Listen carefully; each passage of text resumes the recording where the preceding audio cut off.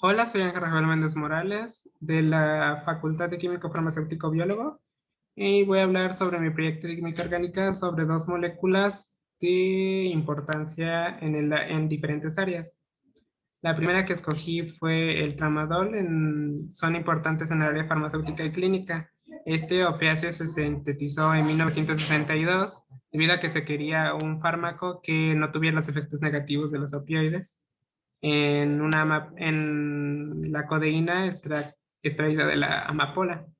Después de la crisis de la talidomida, pausó esta investigación por 15 años y se popularizó y se comercializó en 1977. En este fármaco se utiliza en mezcla racémica junto con otros compuestos, por ejemplo, el paracetamol para aliviar el dolor. Esta sustancia la seleccioné debido a que genera dependencia, es decir, que es adictiva y contiene dos carbonos quirales y un ciclohexano que puede ser aplicado a los conocimientos que adquirimos. Bueno, la molécula tiene 16 carbonos, 25 hidrógenos, un nitrógeno y dos oxígenos. Su peso molecular es 263,38 gramos sobre mol. El carbono tiene de composición porcentual 72,89%, del hidrógeno 9,49%, del nitrógeno 5,31% y del oxígeno 12,15% en su molécula. Como dije, este tiene dos carbonos quirales que en total pueden darnos cuatro estereoisómeros. Los primeros dos estereoisómeros son S y R y el segundo es R y S. Estos pueden ser relacionados como enantiómeros debido a que tienen dos configuraciones opuestas. Ambas son opuestas, mientras que, por ejemplo, el 1S2R y el 1S2S tienen una configuración igual y una diferente, por lo que se clasifican como diastereoisómeros. Esto implica que no son ni especulares ni superponibles. Aquí se observan las diferentes relaciones que existen entre ellos y abajo existen los dos más comunes, que son enantiómeros SS y RR.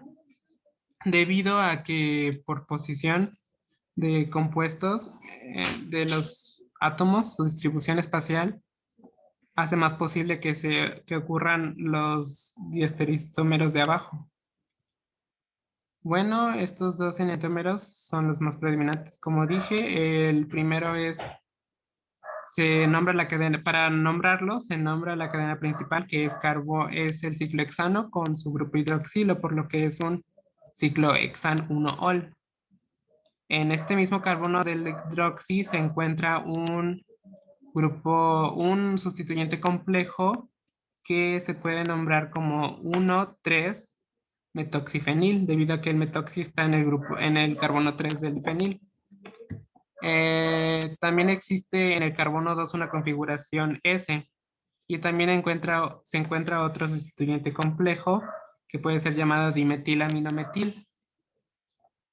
Sin embargo, existe el otro enantiómero que solamente cambia de posición, o sea, cambia de descriptores estereoquímicos a R, por lo que su nombre puede ser 1S en el primero, 2S, 2NN dimetil aminometil, 1,3-metoxifenil ciclohexan 1-ol. Mientras que en el otro enantiómero se pueden solamente cambiar los descriptores estereoquímicos a R, como se ve aquí. Bueno, ahora me concentraré para el análisis conformacional solamente observar el de configuración 1R2R debido a que el enantiómero, es decir, el 1S2S, es igual solo que invertido y de manera especular. Invertido me refiero a que el metoxifenil se encuentra en la parte superior del ciclohexano y el dimetilaminometil se encuentra en la parte inferior del ciclohexano. Se puede observar que en la primera molécula se encuentran distribuidos de esta forma, en los que los sustituyentes complejos se encuentran en las posiciones axiales del ciclohexano. Estos radicales forman interacciones estéricas con los hidrógenos axiales del propio ciclohexano, por lo que no le conviene mucho a la molécula dirigirse hacia ese momento debido a que existe mucho choque entre ellas. En cambio, en el otro lado, en los que se cambia el ciclohexano a configuraciones en la que los sustituyentes complejos se encuentran en posiciones ecuatoriales, tienen menos interacción estérica con los hidrógenos. Por ejemplo, los hidrógenos de abajo ya no tienen ninguna interacción estérica con ningún sustituyente. Mientras que arriba sí existe, pero es menor comparada con la molécula anterior en la que había dos interacciones estéricas con los propios hidrógenos, haciendo que no sea estable la molécula, por lo que se desplaza más hacia la molécula que está a la derecha. Ya independientemente girando los enlaces, se pueden acomodar los átomos para que no choquen entre ellos. Bueno, aquí se va a observar más fácilmente cómo son las interacciones estéricas con los hidrógenos axiales del ciclohexano. Aquí se puede observar que el hidrógeno del benceno y de los carbonos en el ciclohexano interactúan formando unas interacciones estéricas como dije anteriormente, y también existen abajo con el radical complejo dimetil-metil, dimetilaminometil. Sin embargo, aunque se giren los enlaces para formar disposiciones diferentes, siguen chocando, por ejemplo, aquí los hidrógenos de las moléculas, y del lado inferior también ocurre lo mismo con los hidrógenos axiales y los del metil en el dimetilaminometil. Por lo tanto, son menos estables en las posiciones axiales debido a que hay mucha interacción chocando entre ellas. Sin embargo, es más estable en las posiciones ecuatoriales y los radicales complejos debido a que no hay un choque tanto de moléculas entre ellas. Bueno, ahora la conectividad de esta molécula. Todos los carbonos bueno, la mayoría de los carbonos son de Sin embargo, hay presencia de carbonos sp2 en el benceno. Cabe resaltar que todos los átomos tienen cargas formales de cero debido a que no hay una carga que sea adicionada solo existen cargas ahorita formales diferentes de cero cuando son híbridos de resonancia, por ejemplo, como vamos a ver ahorita. Pero en las demás no existe ninguna carga formal en la molécula en total. Bueno, existe un efecto de resonancia en el radical complejo metoxifenil, que los pares libres de el oxígeno participan en el híbrido de resonancia para formar híbridos de resonancia con el benceno, como se observa aquí que en total son 5, moviéndose así las cargas formales y los electrones entre ellos para formar estos 5 híbridos de resonancia. Cabe resaltar que la molécula no tiene elementos de simetría que puedan afectar su quiralidad o que puedan favorecerla. Sin embargo, también existen momentos dipolares dirigidos más hacia los átomos más electronegativos. Por ejemplo, el nitrógeno y los oxígenos del metoxifenil, y del hidroxi en el ciclohexano. En total se puede ver, por ejemplo, ahí en la imagen que los átomos se concentran en las partes rojas, por ejemplo, en los oxígenos y en el grupo amino. Por lo que el dipolo molecular en total el momento dipolar es más dirigido hacia el grupo amino. Es irregular, por lo que se suman los vectores y forman un momento dipolar más hacia el grupo amino. Este compuesto tiende a ser base de Lewis debido a que el nitrógeno en el grupo amino tiene un par libre, en el que puede actuar como nucleófilo, atrayendo protones o metales, por ejemplo. Otra molécula que ocupé fue la tirosina, que es importante en la área clínica y de alimentos. Fue descubierto en la caseína del queso por Justus von Liebig en el queso. Es un aminoácido no esencial aromático que es sintetizado por otro aminoácido que sí es esencial y, y este aminoácido, la tirosina, es precursor de varias moléculas como las catecolaminas, como la adrenalina, la noradrenalina, entre otras, de la melanina y de las hormonas tiroideas, por lo cual es importante consumir o o la fenilalina para sintetizar esta. Sin embargo, también existen suplementos alimenticios que contienen este aminoácido.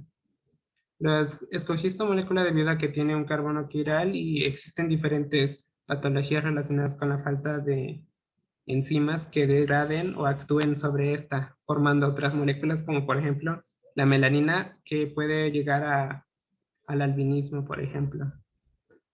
Esta molécula tiene 9 carbonos, 11 hidrógenos, un nitrógeno y 3 oxígenos. Tiene un peso molecular de 181.21 y de carbono tiene en su composición porcentual 59.59%, de hidrógeno 6.07%, de nitrógeno 7.72%, de oxígeno 26.48%.